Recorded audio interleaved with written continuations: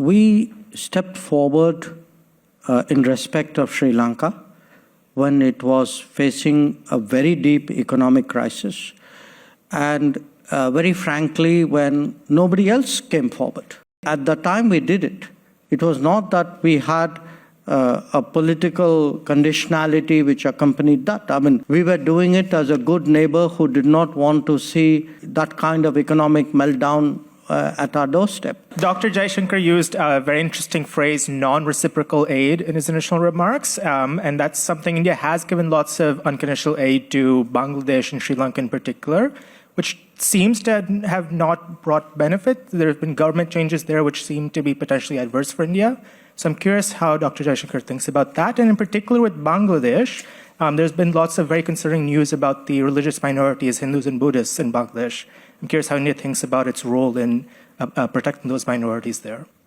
We stepped forward in respect of Sri Lanka when it was facing a very deep economic crisis and very frankly when nobody else came forward.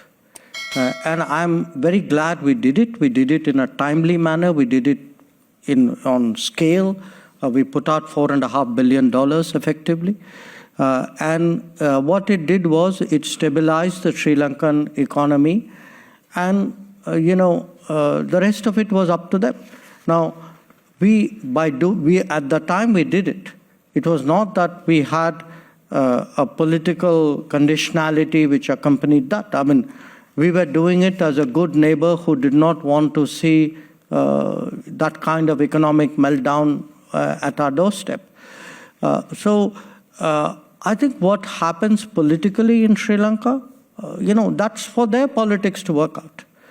I mean, at the end of the day, each one of our neighbors would have, their own particular dynamics. It's not our intention to,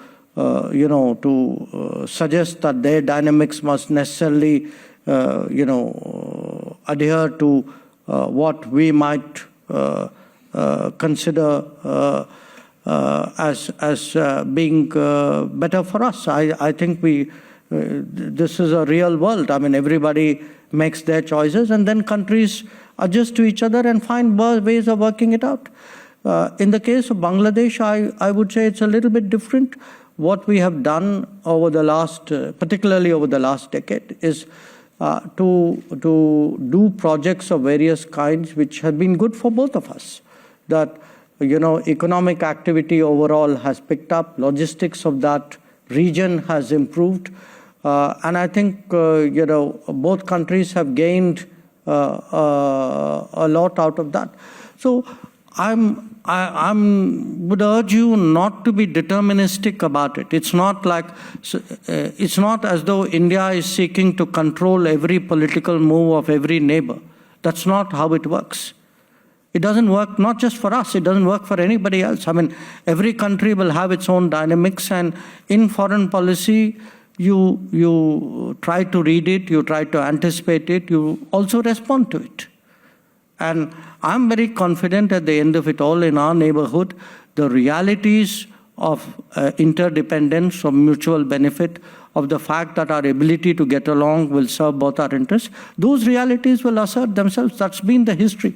Look over the last few years. I mean, every few years something happens in our region and people suggest that there is some kind of irretrievable situation out there.